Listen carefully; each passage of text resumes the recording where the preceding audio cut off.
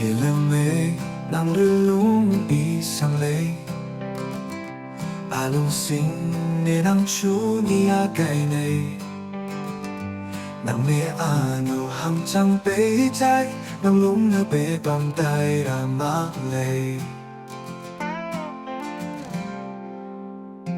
Rehang lay nang kuwa sukay che Kanya be nang bagay mo patlay Nang lungsing ni at chunia chay Eno be nang hanggi begay ko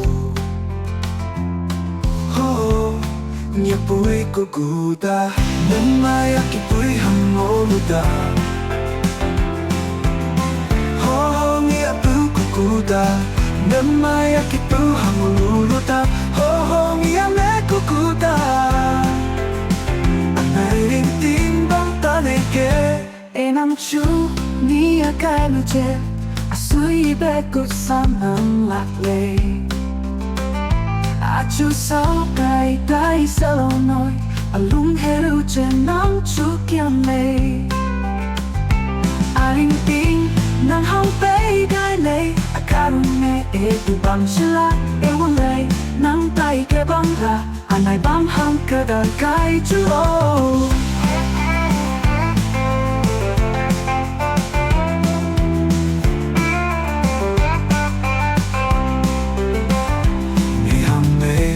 Nang kuwa sukay che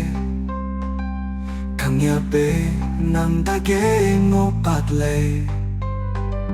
Nang lungsing ni at chungi atay Enong be nang hanggi begay ku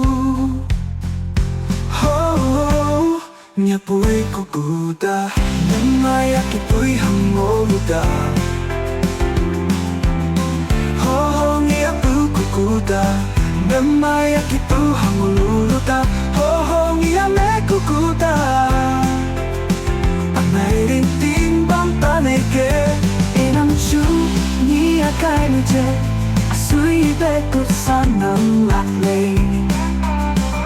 Achu sao kay tay sa lonoy Alung helu chen nang chukyan lay Aling ting nang hang begay lay Akarun ne edu pam chila